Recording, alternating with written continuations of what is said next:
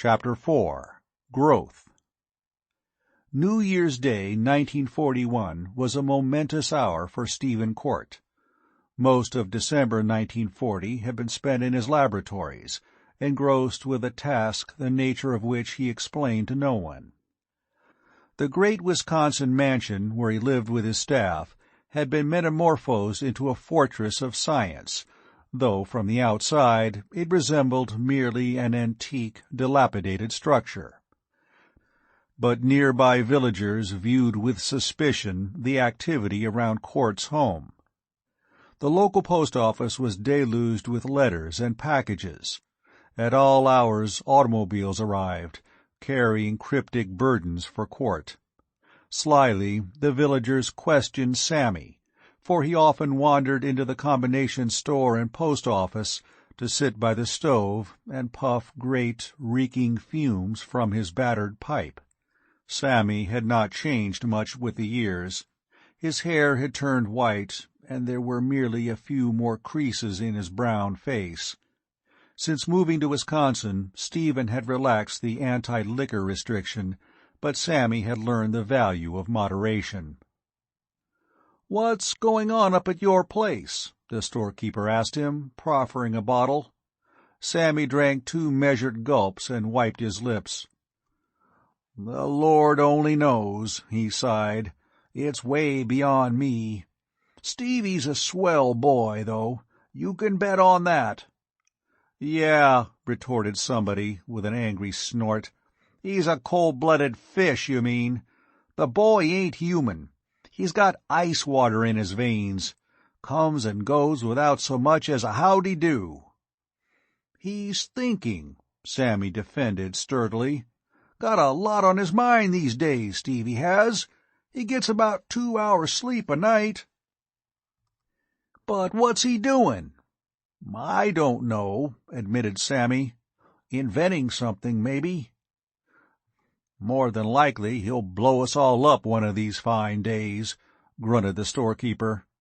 The loungers around the stove nodded in agreement. "Here's the tram coming in. Hear it?" Sammy settled himself more comfortably. "There ought to be a package for Stevie, then." There was. The old man took the parcel and left the station. He stood for a time, watching the train disappear into the distance. Its whistle sang a seductive song that aroused nostalgia in Sammy's bosom. He sighed, remembering the old days when he had been a hungry, carefree bindlestiff. Well, he was better off now, well fed and cared for, without any worries. But it was nice to hear a train whistle once in a while. He climbed into the roadster and zoomed off toward the mansion. 10 minutes later he let himself into the hall, to be met by an anxious-eyed girl in a white uniform. "Did it come?" she asked. "Sure, Marion. Here it is." He gave her the parcel. Holding it tightly, she turned and hurried away. Since her arrival 3 years ago, Marion Barton had become a fixture in the house. She had been hired at first as a temporary laboratory assistant, during the absence of the regular one, but she had interested Court, who saw surprising capabilities in her. The fact that Marion was altogether lovely, slim, brown-eyed, dark-haired, with a peach complexion and remarkably kissable lips, meant nothing at all to Court. He merely catalogued her as a perfect physical specimen, thoroughly healthy, and concentrated on the more interesting occupation of investigating her mind. What he found there pleased him. "She's intelligent," he told Sammy, "and she is meticulously careful. I've never seen her make a mistake. She's such a perfect assistant for me that we work in complete harmony. The girl seems to know exactly what I want, whether to hand me a scalpel or a lens, and she's completely unemotional. I shall keep her on, Sammy, and train her." "Uh-huh," said the old man, nodding wisely. "She does all that, and she's completely unemotional, eh? Well, maybe so. Sure she ain't in love with you, Stevie? Rot, Court snapped, but it made him think it was necessary to warn Marion. I'll pay you well, he explained to her, and give you an invaluable training, but I have no time for emotional unbalance. I cannot afford distractions. Do you understand me? Well, Marion observed with desperate levity, I'll wear horn-rimmed glasses if you want, and hoop skirts if my legs distract you. Not at all. I merely mean that there must be no question of any, well, infatuation. Marion was silent for a moment, though her eyes sparkled dangerously. All right, she said quietly. I won't fall in love with you, Mr. Cort. Is that satisfactory? Quite, Cort said. He turned away, obviously dismissing the subject, while Marion glared at his retreating back. She was remembering this scene now as she went into Cort's laboratory. He was bent over a table, one eye to a microscope, his lips tensely pursed. Marion waited till he had finished his count. He straightened and saw her. "Got it?" he asked calmly. "Good." Cort ripped open the package and drew out a small, leather-bound notebook. Hastily, he flipped through the pages. His strong, tanned face darkened. "Wait a minute, Marion," he called as the girl moved to leave. "I want to talk to you." "Yes?" This is New Year's Eve, I know. Had you planned on doing anything tonight?" Marion's brown eyes widened. She stared at Cort in amazement. Was he trying to date her? "Why, I did plan on—" "I should appreciate it," he said, without a trace of embarrassment, "if you would stay and help me with some research tonight. I regret having to say this, but it's rather important. I want to verify certain tests." "I'll stay," Marion assented briefly, but she flushed.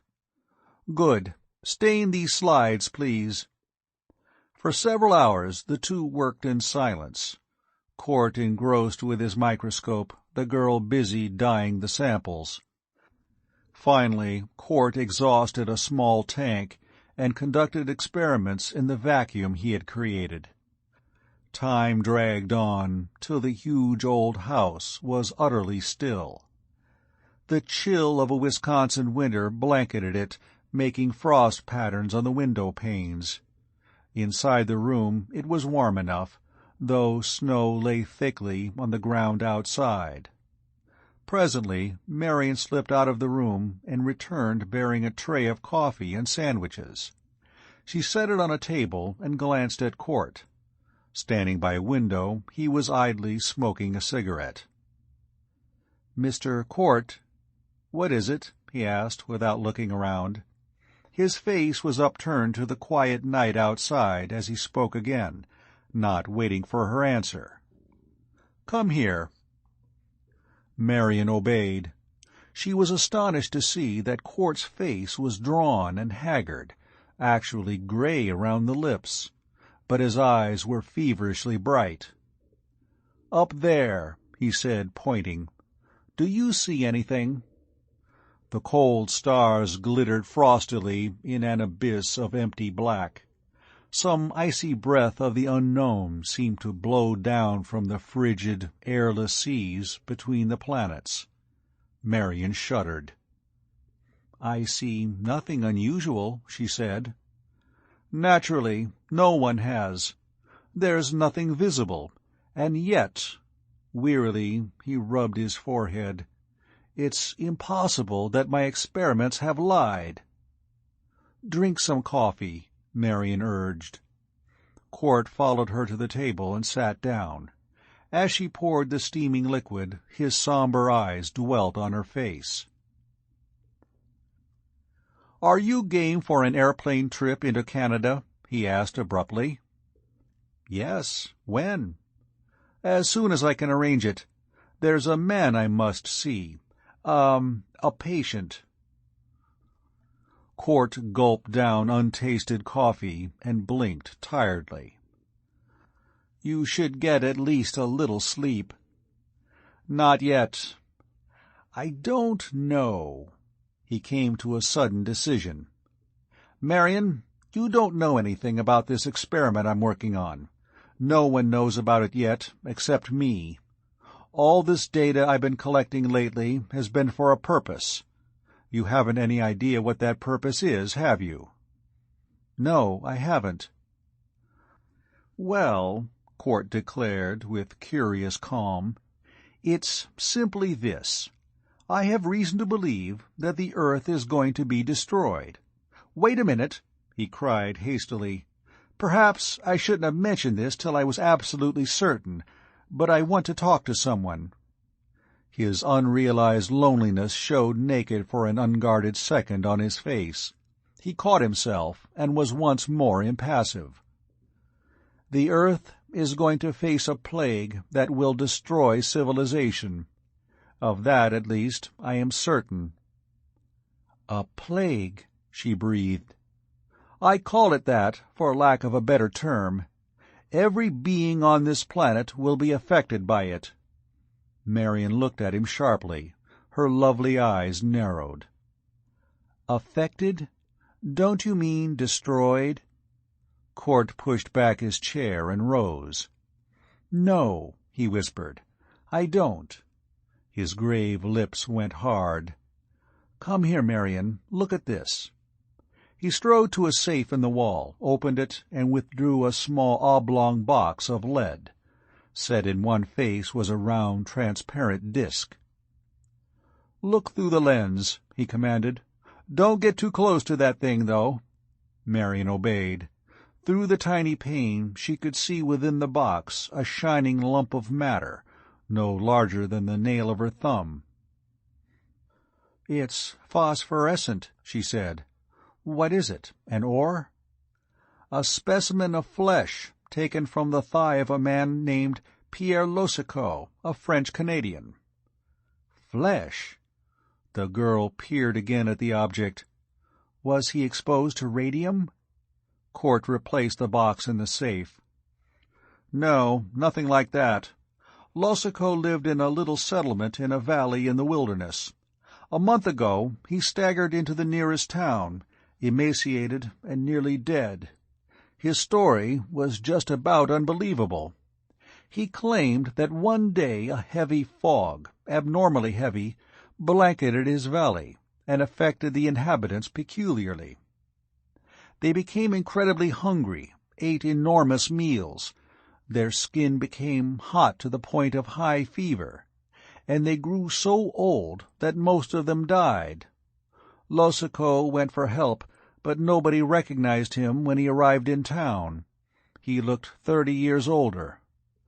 What does that suggest to you, Marion?" "Increased metabolism," she said unhesitatingly. "Exactly. A rescue party was sent out. They found the corpses of a dozen old men and women in the valley, but no sign of what killed them. There was no sign of a fog or anything dangerous. Meanwhile, Losicaud was luckily put into an isolation ward in the hospital. He ate tremendously. It was noticed that his skin emitted radiation. In the dark, his body actually shone." Court lit a cigarette for a few abstracted puffs before continuing. "His nurse caught the contagion. She killed herself. Losicaud is kept in utter isolation now, for there isn't a doctor or a nurse who dares to get near him. When Dr. Granger wired me, I suggested lead insulation so he could obtain his specimen for me to study. I want to see Losicaud and make further experiments upon him." Marion frowned. "You have other evidence, of course?" "Naturally. Similar cases have been reported to me. This isn't anything new. Do you remember, about 7 years ago, a newspaper story about a valley in France where the inhabitants were killed by a heavy fog? It was attributed to poison gas. Do you remember that West Indian island where life was wiped out overnight, without any explanation at all. People talked about volcanic gas. My files are full of apparently meaningless items like that. Freaks and sports born to animals and humans. So-called ghost stories about apparitions that shone in the dark. There are dozens of other examples. The girl shuddered as she thought of the tag of flesh she had seen. And do you think this is the beginning of a plague? My graphs and charts show an upward swing. These occurrences happen more frequently as time goes on. Whatever causes them is growing more powerful. But what could cause such a thing? The girl asked. No virus could. Not a virus. Filterable or not, they could not cause cellular radioactivity. This menace, this unknown X, is certainly not a virus. I don't know its nature, nor where it comes from. Till I know those factors, I can do nothing. Could it be a weapon of war? Marion suggested. You mean, well, scarcely. Once it's started, it's completely uncontrollable. X isn't man-made, for its record goes back too far for chemistry. It's a natural phenomenon, and our only clue is fog. A gas? Cort nodded, and his eyes grew distant with thought. Where does it come from? Under the earth? That's possible, of course, but hardly any of these cases have occurred in volcanic country. I think X comes from the interstellar void. Marion's eyes widened in horrified recollection. That's why you've been getting those observatory reports, photographs and spectra. Cort grunted impatiently. They showed nothing, and that's what I can't understand. Maybe the conditions aren't right, Marion suggested. Phosphorescence isn't visible in daylight. Perhaps X isn't visible in space. Cort didn't move, but his fingers broke his cigarette in two. What was that? He demanded, startled. Before the girl could reply, he whistled sharply and turned to the window. Of course! A catalyst! Some element in our atmosphere makes X visible, and perhaps dangerous as well. In outer space it can't be seen, but when it comes in contact with some element in the air, I think you've got it, Marion. He stared grimly at the dark sky. Up there, yet it's invisible. Perhaps a cosmically huge cloud of it is drifting eternally through space. We're probably on the outer fringes, so we've touched only a few tiny, scattered wisps. When Earth plunges into the main body— Cort lifted a clenched fist, furious because he was such a tiny, insignificant figure against the mighty concourse of the starry void. An element so alien that we can scarcely conceive of it. We can realize it exists only by seeing its effects on Earth. What is it? What physical laws govern that frightful matter? Or is it matter as we know it? He turned suddenly, his eyes hard and determined. We're leaving for Canada. Charter a plane. I'll pack the equipment I need. Marion paused at the door. Mr. Cort, she began, and hesitated. Well? Somehow, though, she could find no words. In her mind was the picture of Cort at the window, challenging the universe. A champion of mankind, he had made a magnificent gesture. But then Marion saw his cold, grim eyes. Reading the expression in them, her face whitened as she realized suddenly that Cort cared nothing at all for mankind. His motives were passionlessly selfish. He was not a champion. He was a scientist, cold, calculating, egocentric, challenging an opponent that threatened his existence. Whatever she meant to say died in her throat, Just as something died in her heart, she went out of the room and closed the door quietly behind her. Chapter 5. Jansaya. It was dark in the forest, though sunlight filtered down wanly through the branches. Truly, the earth had changed since Ardath had first set foot upon it. He was not entirely pleased as he strode along, matching step with the gigantic Thordred. It did not seem to him that this world would be a suitable dwelling-place. Thousands of years had passed since Ardath had taken Thordred from his home. Weary centuries had passed in ageless slumber, and a new civilization had risen. But somehow Ardath did not feel at home in this time.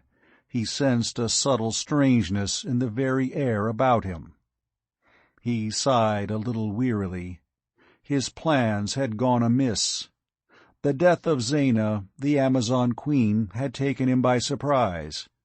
He had hoped to retain her as a mate for Thordred, but without apparent cause the woman's sleep had changed to death. A fleeting suspicion of Thordred had passed through Ardath's mind, but he dismissed it. Though he had several poisons which might have caused such symptoms, Thordred could not possibly know of their existence, nor how to use them. Not a word or a thought had Thordred revealed that his brain held all the knowledge that had been Ardath's alone. The two of them had set out to examine this new civilization, leaving the spaceship safely hidden in the forest. They had captured 2 natives, learned their language by means of the thought transference machine, and taken their clothing. With all memory of the encounter wiped from their minds by means of Ardath's strange science, the natives were released. "They are a puny folk today," Thordred said, his savage face twisting into a grin as he shifted the toga about his broad shoulders. "These garments scarcely cover me." "Our own garments might have caused comment," Ardath explained. "Let us hope that your size won't mark you for an alien." Thordred spat in vicious contempt. "I don't fear these weaklings. Why can I not carry a weapon, Lord?" "I am armed," Ardath said quietly. The huge earthling did not answer. He had not wished to accompany Ardath on this expedition. If Thordred could have remained in the ship, he would have had free access to the laboratory. After that, there would be no need to fear Ardath or anyone else. But he had not dared to object when his captor ordered him to follow. The forest thinned, and the 2 men came out into blinding sunlight. Starting at their feet, the ground sloped down to a broad, shallow basin, a valley where a city lay. To the north was the serrated horizon of mountain peaks. Apparently they were volcanoes, for smoke plumed up lazily from one and spread in a dark blot against the blue sky. "This is their chief city," Ardath stated. "Remember, if anyone asks, we are farmers from the outer provinces." Thordred nodded, grinning more broadly than before. A farmer! His mighty hands were accustomed to sword hilts, not the handles of plows. But he had good reason not to argue. The metropolis was unwalled. Several unpaved but well-trodden roads led into it, along which wains and wagons were creaking in and out. Most of the houses were of wood, some of stone, and a few of marble. Those built of marble were mostly temples. Crowds filled the streets. There seemed to be 2 types of beings here. The roughly clad, bronzed peasant class walked or drove their wagons. The aristocracy were carried in palanquins. There were soldiers, too, armed horsemen who nevertheless seemed slight compared with Thordred's giant frame. "Here," Ardath said, nodding toward a low doorway. "Taverns are good places to hear gossip." They entered the inn, found themselves in a large room, broad and long, but low-raftered. The stench of wine and beer was choking. Lamps illuminated the darker corners. Crude tables were set here and there, at which men lounged, drinking, cursing, and laughing. 2 bearded seamen were throwing dice on the floor. "We are thirsty," Ardath said to the waiter who appeared. He did not drink from the wine-cup that was set before him. Thordred, however, drained his at a gulp and shouted for more. "You are strangers here?" the innkeeper asked. He took the coins Ardath gave him, curious bronze discs engraved with a cross within a circle. They had come from the pockets of the 2 natives Ardath had captured. "Yes, it is our first visit." "You come to trade?" "No," Ardath replied. "We are here to catch a glimpse of the woman whose fame has traveled even to the outer provinces. Men say that her beauty is blinding." "So?" the landlord asked, his eyebrows lifting. "What is her name?" "That I do not know," Ardath said, "but I can draw her features." He took from his garments a stylus of his own devising and hastily sketched a face on the boards of the table. The likeness was so nearly photographic that the innkeeper instantly recognized it. "By the mountain, you are an artist! That's Jansaya, the priestess. She's beautiful enough, or so men say, only you can't see her. The priestesses of Dagon never leave their temple, and men can worship only during the sea festival. Once a year, men gaze on Jansaya as she serves the god. You have 10 months to wait." "I see," Ardath said, his face falling unhappily. "And where is this temple?" Having learned the directions, they left the inn.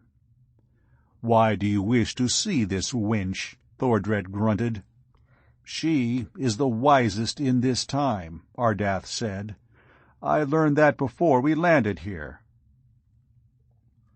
Hovering high over the land in his spaceship, he had located Jansaya with his ray device and noted her high intelligence.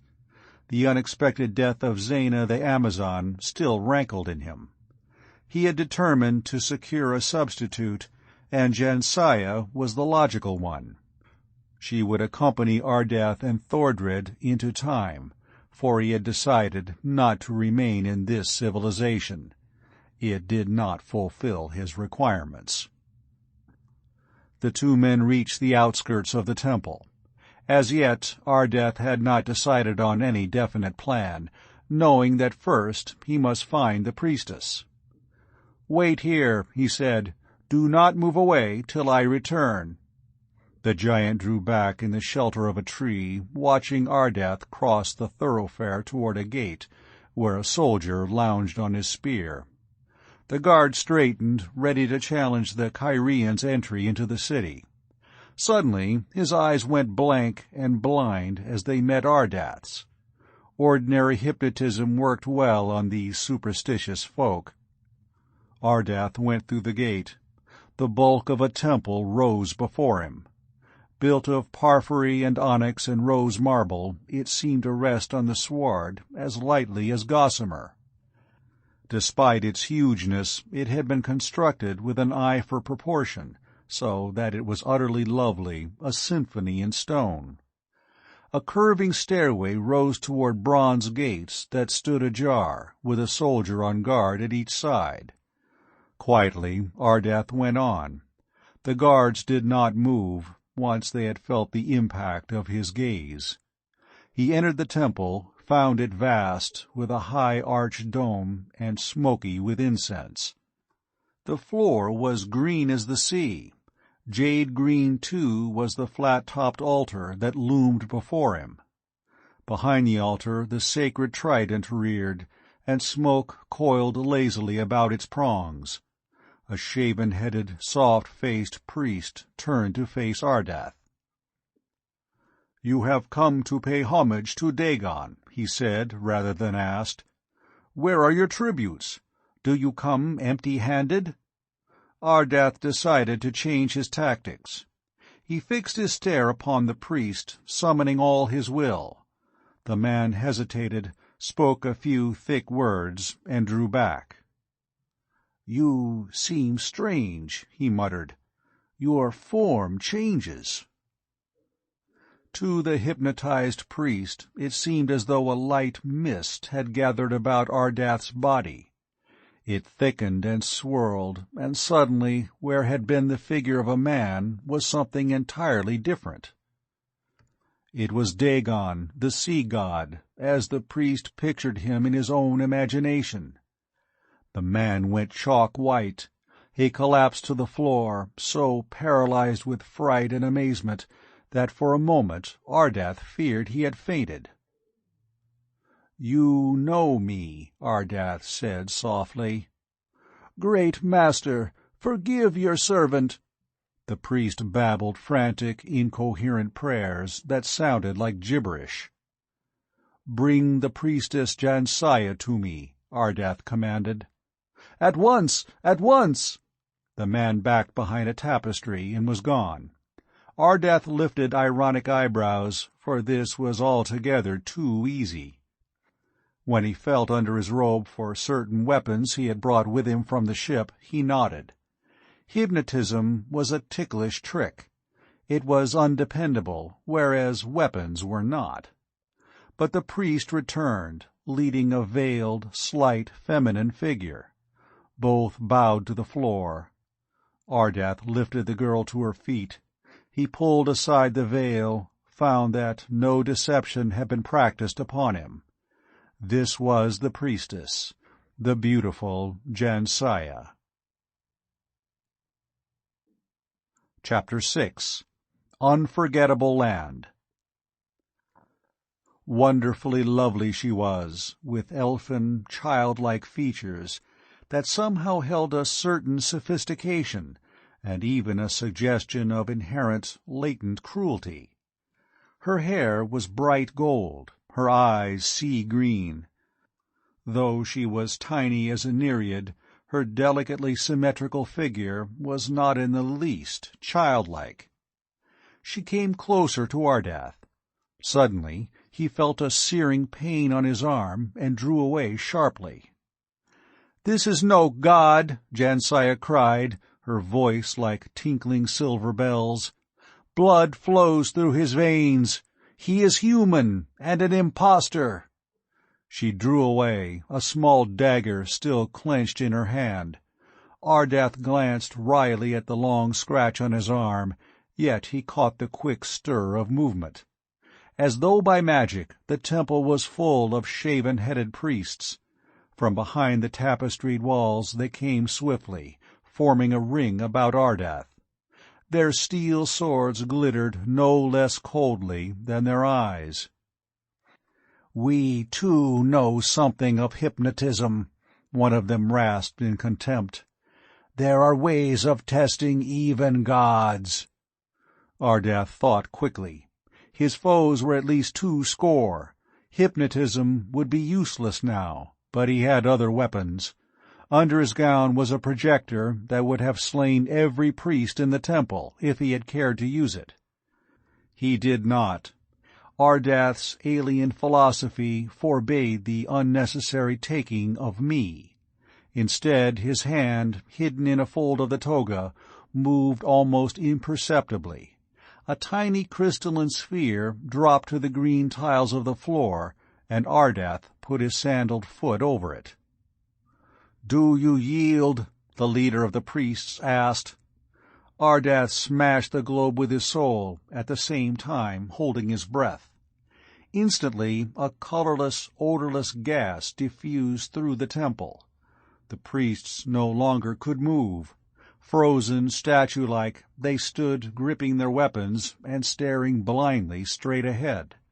The gas had a certain anesthetic quality which warped their time sense and slowed down their reactions tremendously. To their slowed vision it seemed as though Ardath vanished instantaneously when he stepped aside. Hastily he looked around, still holding his breath. The temple was silent. No new enemy had appeared. Ardath wrenched a sword from a motionless priest and held it lightly in his right hand. He strode quickly to the priestess and lifted her under one arm. Ardath was no giant, but his muscles were steel-strong, and Jansiah was tiny. Carrying his light captive, he hurried out of the temple. The 2 guards at the gate had not moved. They remained passive as Ardath descended the stairs and went through the outer portal into the street. The sentry there was also motionless and silent. But behind Ardath rose a clamor and an outcry. Nowhere could huge Thordred be seen. He had not waited. Perhaps he had been taken prisoner. Ardath's first step now was to return to the ship. After that, when the Kyrian gathered more resources, Thordred could be rescued. But at that moment there was no time for delay. Bending low, Ardath ran along the street. The noise of pursuit followed close behind him, abruptly swelling to a thunder of iron hoofs. Down upon the Kyrian rode a horseman in glittering armor, sword lifted in menace. The bearded soldier shouted a searing curse. Out of the temple gates the priests poured. "Slay him!" they yelled as they raced after Ardath. "Slay him!" Ardath had no time to employ any weapon but the sword that was bare in his hand. He threw Jansiah aside out of danger. Quickly he reversed the blade, gripping it by the point. As the horseman thundered down, he flung the steel like a club. The street exploded into a blinding blur of action. Ardath dodged aside as ringing hoofs clashed on the pavement. The soldier's sword screamed ominously through the air, but Ardath's missile had found its mark. Its heavy hilt had smashed against the horseman's bare forehead. The man was slumped in his saddle, unconscious. The weight of his sword had completed the slash. Instantly Ardath was at the reins. He dragged the soldier down and sprang lightly into the saddle. He wheeled the mount. Reaching low over the side, he picked up Jansiah and gently, though swiftly, put the limp figure across the saddle before him. The horse reared and charged down the street, scattering yelling priests before its thundering hoofs. Never before had Ardath ridden a horse, nor even seen one of its kind. But eons ago, in the Miocene age, he had studied the small, fleet Neo-Hipparion. He instantly recognized the similarity between the modern and the prehistoric desert horse. Animals had never feared nor distrusted Ardath, for he understood them too well. The steed responded to the least touch of his hands and heels. Through the city it raced. 3 times Ardath had to use his sword, but only to disarm. It was not necessary to kill. Suddenly, then, the city was behind him, and he was racing up the slope toward the forest. It was already late afternoon. The shadows lay long and dark on the sward. Ardath cast a glance behind him, saw that a horde of horsemen were riding hard in pursuit. He shrugged indifferently and looked down at Jansiah. Undisturbed, she still slept. He studied her face, realizing that it was lovely beyond imagination, though the perfect lips were somewhat arrogant, a little cruel. With his knowledge to combat those traits, he could make her a fit mate for any superior man. But what had happened to Thordred? Ardath was beginning to grow worried. He could do nothing till he reached the ship, though. It was sunset before he did. The Titanic sphere rose above the treetops as it lay cradled in a clearing. A port was wide open, just as he had left it, but across the gap shimmered a pallid curtain of white radiance. Ardath reined in, sprang from the saddle. Snatching down Jansiah in his arms, he called out sharply, "Thordred!" Instantly the giant came out of a thicket, his savage face inscrutable. "Follow me," Ardath commanded briefly, and went toward the ship. As he neared the port, the flickering curtain died. He entered, carrying his burden, and Thordred followed. Ardath turned when they were all inside. The horse was quietly grazing where he had left it. When he heard the distant sound of shouting, constantly growing louder, Ardath sighed. He put Jansiah down and closed the port. Seating himself without haste at the control panel, he sent the ship arrowing up from the forest. The vessel hung in the air, hovering motionless. Ardath turned to Thordred.